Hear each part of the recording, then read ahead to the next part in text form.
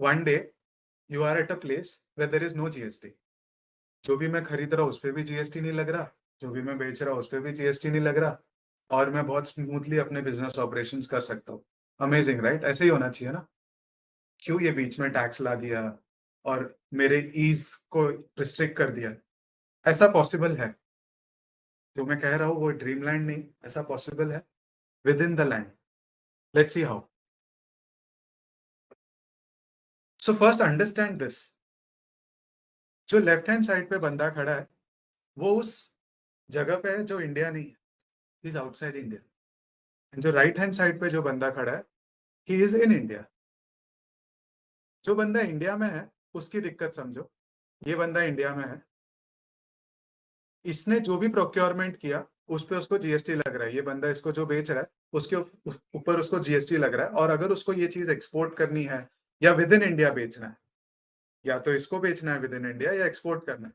अगर इसको बेचना है तो उसको जीएसटी चार्ज करके ही बेचना पड़ेगा। करेक्ट? तो ये जो बंदा इसको जीएसटी चार्ज करेगा, ये बंदा उसका क्रेडिट लेगा और ये बंदा जीएसटी बेयर करेगा। अगर ये एंड कंज्यूमर है तो जीएसटी यहीं पे सब्ज्यूम हो जाती है, एंड कंज्यूमर जो है वो बेयर करता है सारा जीएसटी। अगर ये फर्दर सेल करना चाहता है तो ये भी उसका क्रेडिट लेगा और फर्दर सेल करेगा। So it's a mechanism to collect taxes which inflates the cost to the end consumer. Okay? But in case of exports, government wants to promote. So this idea, I think, is very clear to everyone. Now, when he sells to a foreign person, he will sell it as zero rated. Now, what's the concept of zero rated? कि वो उस पे GST zero rate पे charge करेगा। लेकिन इतना आसान नहीं है। जीरो रेटेड सेल्स दो तरीके से हो सकते हैं। या तो आप एलयूटी लो, या तो भरो और उस चीज का रिफंड लो। एलयूटी रूट अगर आप अपनाते हो एक्सपोर्ट के केस में, that is a letter of undertaking. What's a letter of undertaking? Is that you apply to the government that whatever you'll export it zero rated and it will be within the conditions। and आप input tax credit जितने भी आपको credits लगे, जैसे ये person अगर export करता है तो इस पर्सन ने जितना भी उसको चार्ज किया उस चीज का ये बंदा रिफंड लेगा। ठीक है? अब ये इंडियन बंदा है जो इतनी सारी मगजमारी फॉलो कर रहा है, और ये एक फॉरेनर बंदा है जिसको ये सब कुछ नहीं लग रहा, वो सीधा इस बंदे को बेच सकता है। सो क्या हो जाती है? कॉम्पिटिटिवनेस थोड़ी इफेक्ट हो जाती है। ऐसे इस बंदे को प्रमोट करने के लिए गवर्नमेंट ने क्या किया? देखो, यहाँ जो लैंड थी ना उसको यहाँ ले आ गए। ठीक है? और क्या बोल दिया? ये जो जमीन है, ये बंदा जो नाखुश था पहले कि transaction with an SEZ, this place is called SEZ, can be classified as exports and imports. Okay? So the government then decided that let us call a place within India as a place not in India, like a foreign place. And let us make him equally competitive like him. है ना? Wouldn't it be great that India में रह के ही आप foreigner बन जाओ? तो वो उस तरीके की फीलिंग एसईजेड को दे दी। इनफैक्ट कई तरीके के बेनिफिट्स दे दिए और कई तरीके के नाम भी दे दिए उसको। And this is various names that we can call it. We can call it as an export processing zone, as a free trade zone, a free economic zone or a free zone, an industrial park, a bonded logistic park, urban enterprise zone, free ports, free trade warehousing zone. For the sake of understanding, मैंने उसमें से एक उठाया है। मैं आपको बता रहा हूँ फ्री ट्रेड वेयरहाउसिंग जोन क्या होता है। एक फ्री ट्रेड जोन के अंदर एक वेयरहाउस रखा, ठीक है, और वो मैं warehouse storage of other value added activities under customs laws इस पर्पस के लिए यूज कर रहा हूँ, स्टेटेड पर्पस के लिए। एंड मैं इन्वेंट्री होल्ड कर रहा हूँ on behalf of foreign suppliers and domestic buyers. Okay? Why am I explaining you this? Is because the activity is equally as important as the land. आपने जिस type का registration लिया है ना, आपको वही एक्टिविटी भी करनी है। ठीक है? तो आपको इसके सारे बेनिफिट्स मिल जाएंगे। तो दो चीजें समझो। एक, कि आपको ये बेनिफिट मिल रहा है कि आपके इंडिया के अंदर ही एक एसईजेड आ गया, लेकिन इसके साथ एक और रिस्पॉन्सिबिलिटी आ गई कि आपको एक्टिविटी भी इंटैक्ट रखनी है। तो जाके आपको वेरियस बेनिफिट्स जो एक एसईजेड को मिलता है वो मिलेंगे।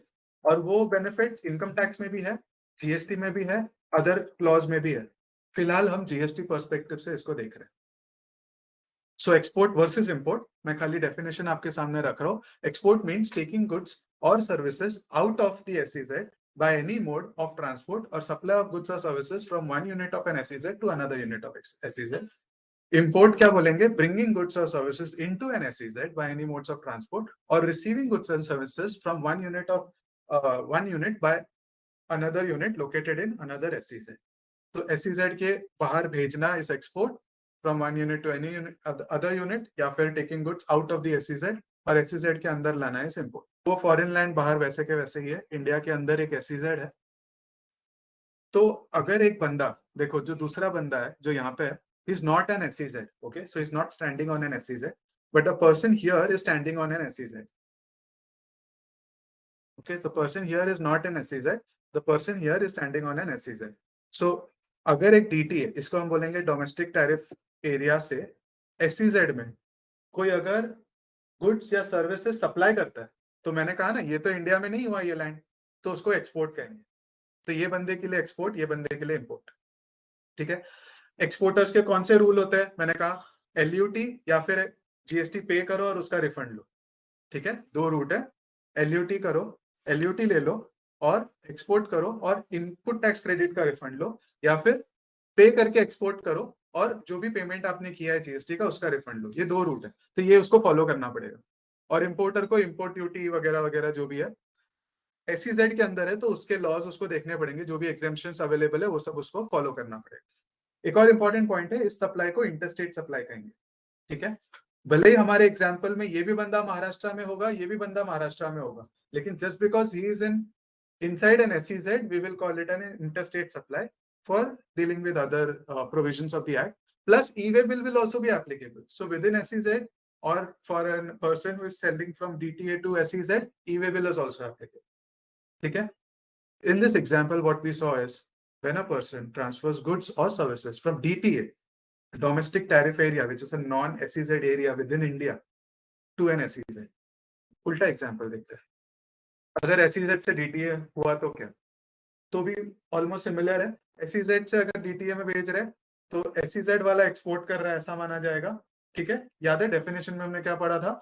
Taking to a place outside SEZ to any place, है ना.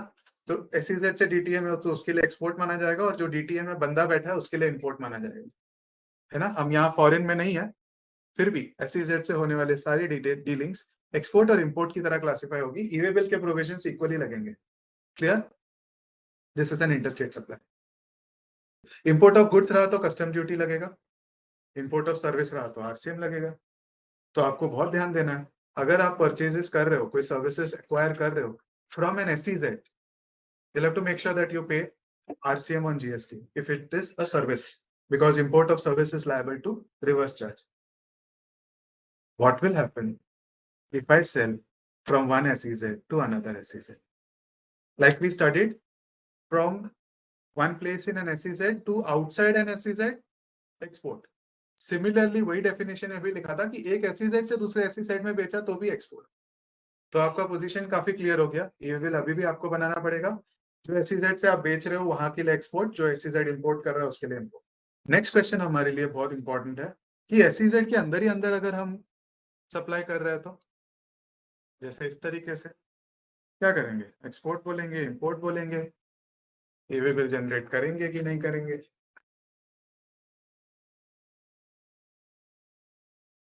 Tackle this very important question, we'll have to go through certain definitions. Let's see. SEZ special economic zones act को रेफर करने के लिए कहता है.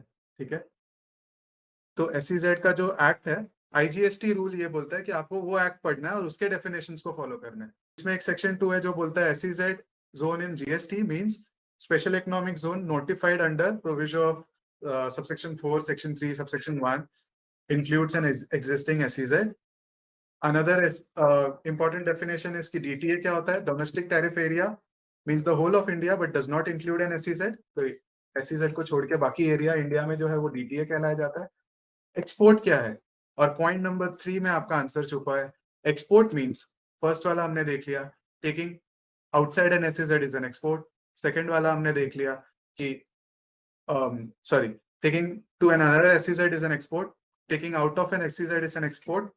Third one is supplying goods or providing services from one unit to another unit in the same SEZ will also be an export. Now that's the catch here. ठीक है, condition यही है कि जिस टाइप का रजिस्ट्रेशन आपको मिला है आपको वो एक्टिविटी भी इंटैक्ट रखनी है. That solves the very essential question here, that what will happen if I supply within an SEZ? Will that be chargeable? Will that be treated as an export? Yes, it will be treated as an export, but you should do services which are authorized and not unauthorized services. Okay? Only services which are authorized are zero rated. Services not included in authorized operations are not zero rated.